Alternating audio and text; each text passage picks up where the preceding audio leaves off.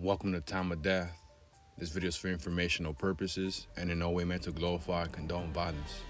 In today's video, we'll be discussing the murder of Evelyn Reynoso. Reynoso was stabbed to death on Thursday, April 2nd, 2009 in the 900 block of North Eastman Avenue in East LA, according to LA County Coroner records. Jose Adalberto Granados was subsequently arrested and charged with the murder. The following is the evidence at trial.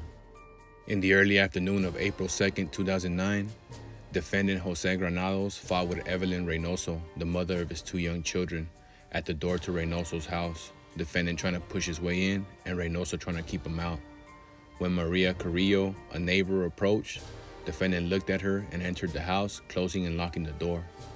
Carrillo testified she heard the defendant repeatedly shout at Reynoso, "I'm gonna kill you, you damn bitch." She heard the defendant and Reynoso fighting and throwing things, and several times Reynoso told the defendant to leave her alone. But after a while, her voice started to diminish until you couldn't hear anything anymore. Defendant hacked Reynoso with a meat cleaver and stabbed her several times with a knife, killing her. LA County Sheriff Deputy Hector Andujo testified Reynoso, quote, was very unrecognizable. It looked like someone had taken something and just chopped her into little pieces. Her eyeball was sticking out. Her fingers were chopped off. The whole house appeared to have been overturned. There was blood splashed all over the walls and floor. An LA County Sheriff detective testified some of Reynoso's hair was on the kitchen floor, like it had either been hacked or cut off her head. She had deep lacerations on top of her head and on the side of her head, and on her neck area and face as well. She also suffered numerous stab wounds that penetrated her carotid artery, jugular veins, and lungs. While defendant attacked Reynoso, Rocio Granados, his sister, entered the house through the side door and came out with Reynoso's two children, whom she had heard crying inside.